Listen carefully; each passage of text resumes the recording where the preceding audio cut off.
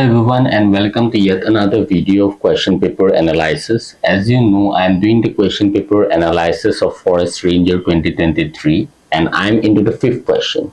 The fifth question relates to the Constitution of India. And in the Constitution of India, I am into the salient features of the Constitution. So let's give a quick recap to it. First salient feature of the Constitution is the lengthiest written constitution of the world.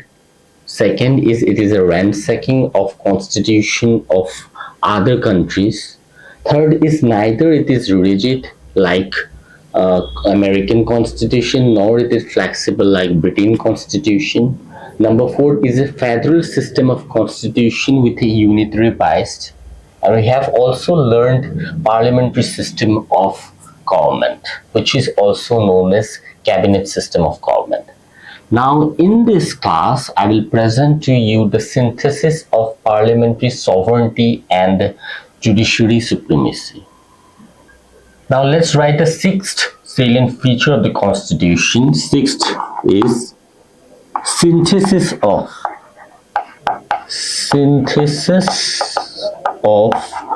parliamentary system, parliamentary system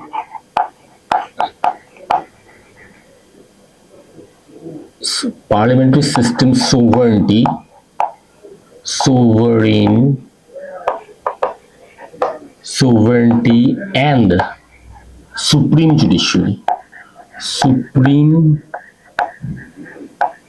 judiciary.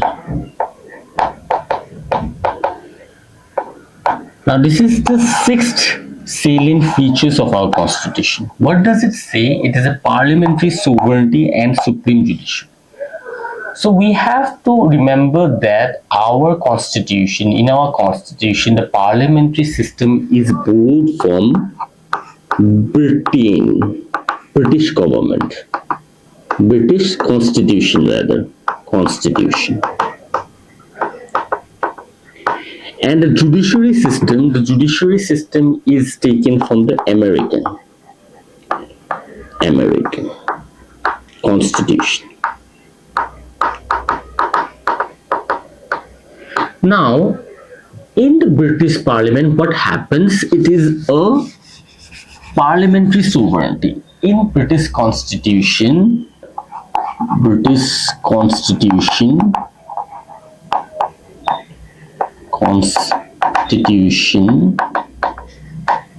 the parliament is sovereign. What does this sovereign term means? Sovereign means the highest authority. When the British Parliament makes laws, it should be followed by everyone. It is a sovereign in nature, S-O-V-E, sovereign in nature. What is sovereign in nature? The British Parliament.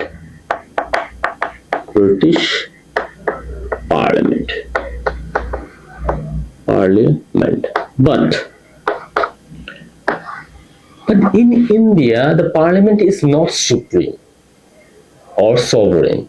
In India, when the legislature is a parliament, make laws, after passing of that particular law in the parliament, Lok Sabha, Rajya Sabha, then there is a system called judicial review.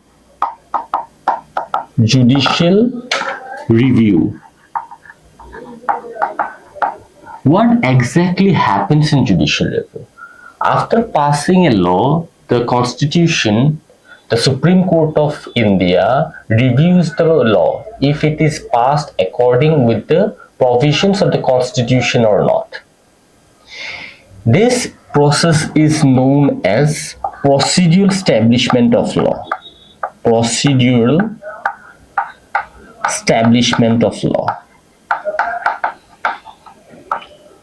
Establishment of law. This is a very important term, procedural establishment of law. It happens only in India, where after passing out a law, the Supreme Court can strike down some provisions of the particular law if it is not satisfied that these laws are accordance with the Constitution of India. Now I'm giving an example. In 1976, there's an amendment, 42nd Amendment. The 42nd Amendment is also known as mini constitution. I have repeated so many times in earlier presentations. Now in 42nd Amendment, there's case where Minerva versus Union of States, where the Supreme Court said that some of the provisions of the amendment of 42nd is not according to the Constitution of India. It disrupts the basic structure of the Constitution. So what Supreme Court did? The Supreme Court strike down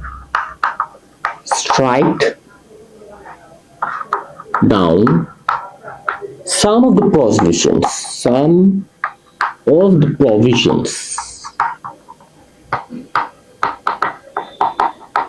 of the Constitution.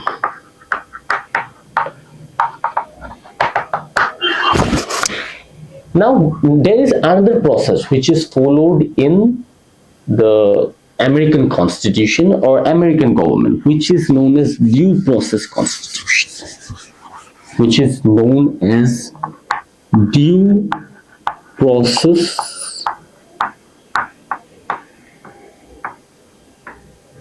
of law. Now what happens in America before passing it as a law? Before passing a law, the court, the judiciary system of America, what he does, it checks if it is according with the Constitution or not. And there is one more thing: if it is not just reasonable, fair law, it is strike down. So the difference in Indian form of government is that in India the law is passed after it is reviewed, but in judiciary system, in the due process of law in America, what is does, the law before passing, it is checked and corrected by judiciary of Assam. Our process is known as procedural establishment of law, which is a very important term which may come in the examination, and in America it is known as due process of law. Now on what basis the judicial review is done? Judicial review in India, review is done by Article 21. So it says that the Parliament is not sovereign or Parliament is not superior because there is judicial system of our country to check the Parliament if they have done something wrong or passing an inadequate bill. Now judicial system is also not superior because the Parliament can amend the bill, can amend the constitutions. The judicial review in our government, in our India, is done through Article 21, and in Parliament can amend the constitution with Article 368. This 368 article and 21 is very important. You have to remember, Article 21 is for the judicial review and Article 368 for the amendment in the Constitution. Now the next salient feature is integrated and independent judiciary. Let me write integrated and independent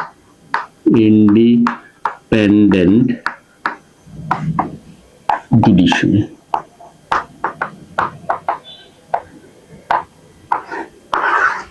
So when you're learning something, when you define all the terms related to the topic, it becomes easier to memorize. So what is integrated means? Integrated means single, unified, single and unified for the whole country. There is one judiciary system for the whole country. Let it divide. What is in the central level? There is Supreme Court. Supreme Court. Then under Supreme Court, which court? High courts.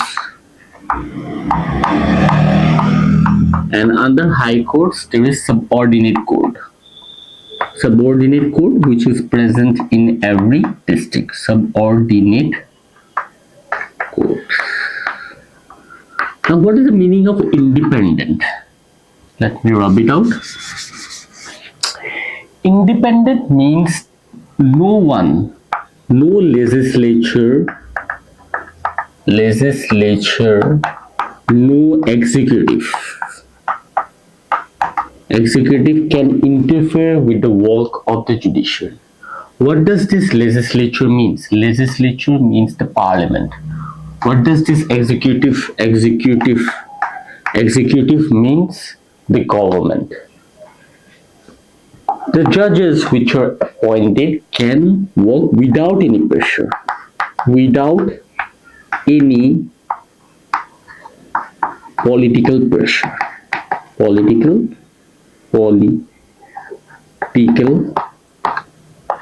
pressure. Now, how comes Supreme Court? Let's learn about some Supreme Court. Supreme Court is the highest level for appeal.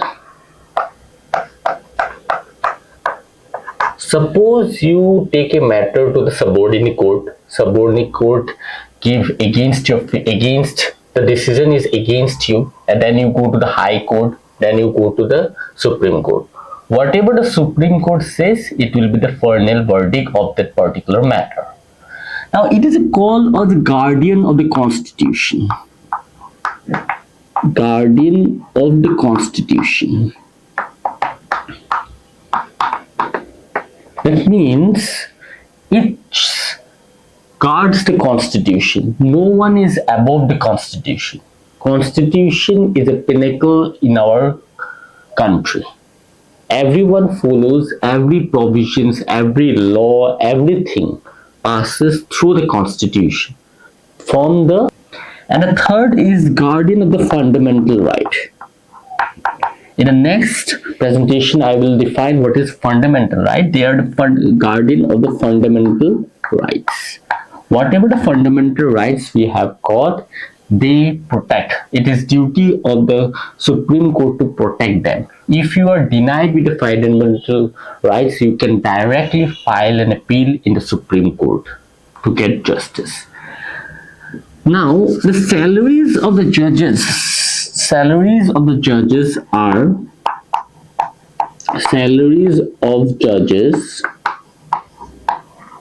are drawn from consolidated fund.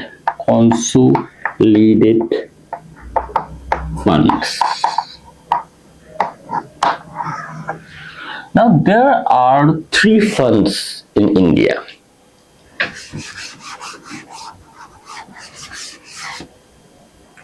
First is consolidated funds. So it forms under Article 266(1), subclause 1. Article 266, subclause 1. This is very important for the exam point of view. Now, this requires permission.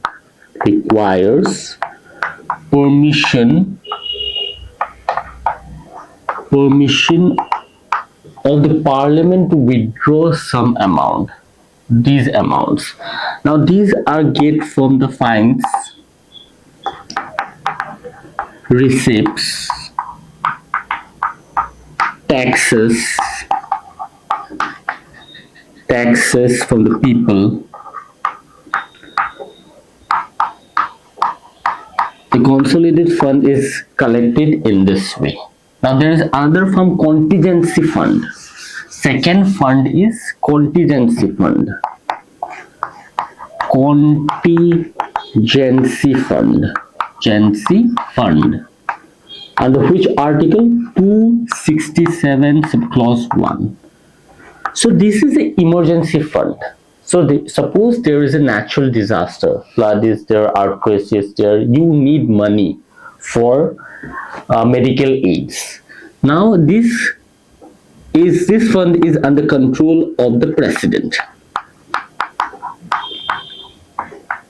President can give order to collect funds from this contingency fund in the emergency, and later it requires a permission from the parliament. Now last fund type of fund is number third, public accounts fund. Under which article it falls? It falls under the article 266 subclause 2. The government of India acts as a guardian of this account. The money does not belong to the government, it is just a custodian of this money. So what are the deposits? The deposits are small savings, provident funds, and deposits. So one of the important you must remember is article 366 subclause 2. So that's all for today presentations. I have completed two salient features of the Constitution: synthesis of parliamentary sovereignty and independent judicial supremacy, and the third is integrated and independent judiciary. Thank you for watching. Appreciate it.